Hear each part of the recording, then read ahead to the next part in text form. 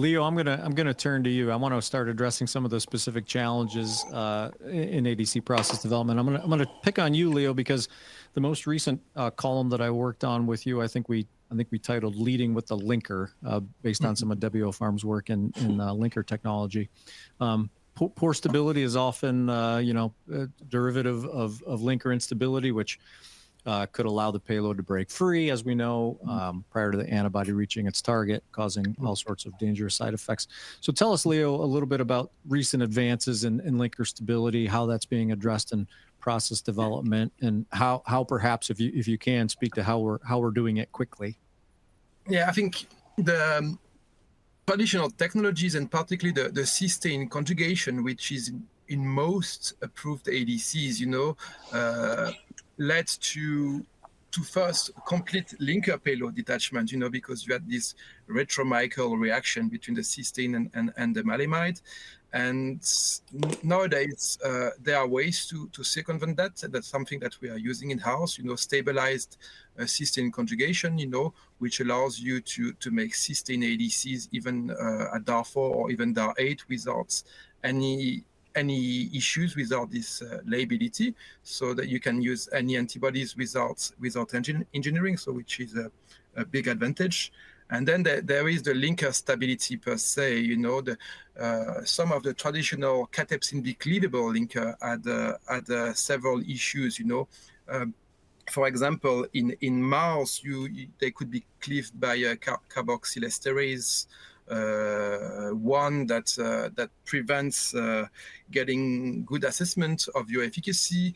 And in human, you had other problems with neutrophil elastase, because these early linkers were not very specific for cathepsin B.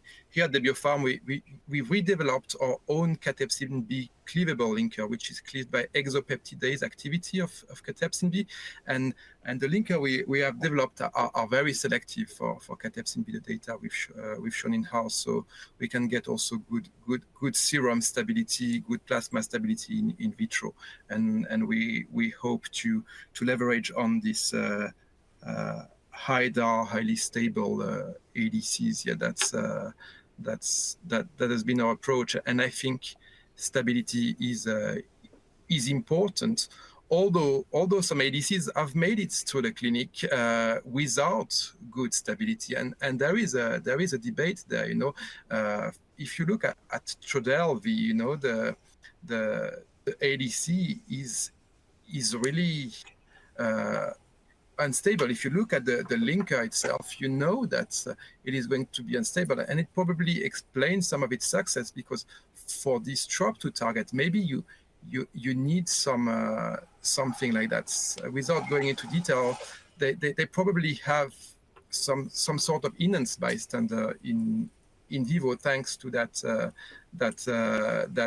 efficacy and they probably leverage on that when they select those ADC in vivo, it had something, because they use a payload that is really well tolerated, FN38, which is basically the active metabolite of an approved drug of irinotecan there. So if you release that payload in circulation, you don't have so much issues. So you probably have a kind of an ADC which is hybrid between a full ADC that is internalized and have a real ADC effect, and a prodrug that probably slowly release your payload in circulation and in a tumor microenvironment. So sometimes you can dial in some instability for those type of payloads. But I would say this was a peculiar case, but everything is possible in the field. That's what is interesting, as long as you really match your indication, your antibody, your linker, and your payload. Everything has to be right there, as long as you have a right rationale and a strategy to do that. And that's what they do when they developed Trodelvy, probably. Yeah.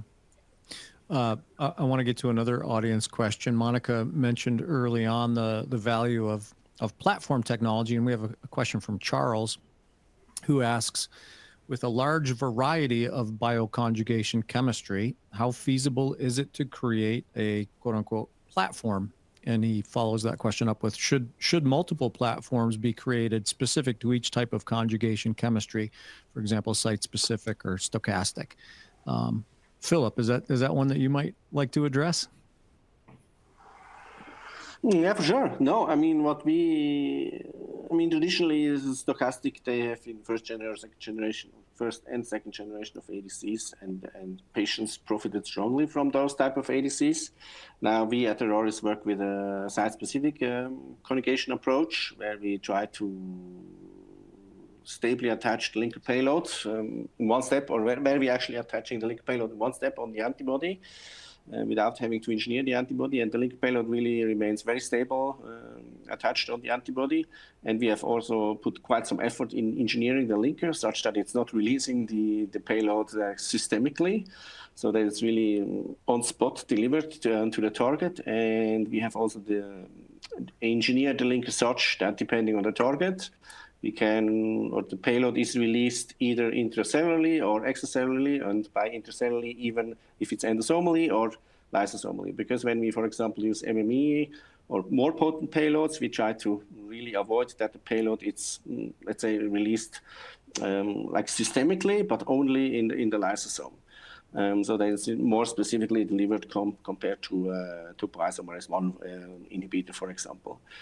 So with our technology, we can at least make it really tune the linker and also the release of each payload individually to really optimally deliver all of these payloads to the tumor cells. And importantly, when we do that, we also make sure that the antibody retains the pharmacokinetic properties of the naked antibody, that it remains unchanged. Why is this important? Because we view the blood as a depot where it should circulate as long as possible, because as long as it's blood, it should not do any harm.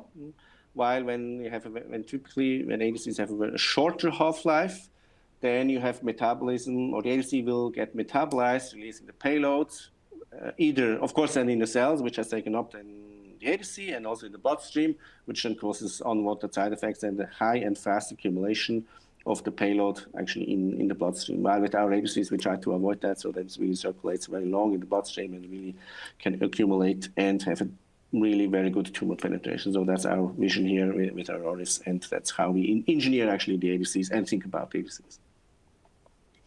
Thank you, Philipp. Léo, anything to add there to that platform discussion, the feasibility of platform approach? I think if you want to play in that field, you need some sort of linker payload platform, because if you want to go after a certain target, you will want to maybe explore a diversity of MOAs or mechanism of action for your payload. You want to be able to be able to conjugate easily to antibodies, so you need something that works, and you want your linker payload to be stable for the reason we've discussed. But also your platform can sometimes also be important for your intellectual property, because if your plan is to reuse a validated antibody that you trust, you need to be able to generate some intellectual property to be innovative and new, with your construct. And having having a proprietary platform or access to a third-party platform can help you build intellectual property for your compound. Monika, I saw you nodding your head in agreement there around that IP point that Léo just made. Anything you'd like to add? Not really, because I think that was one of the questions. I believe we had it in the beginning of the conversation when you said that, what do you think are the typical challenges in terms of IND submission, and that's where I had mentioned that platform approach, and also having your own proprietary platform approach. How do we navigate those conditions? I think Léo already mentioned his thoughts around that, and I agree with them.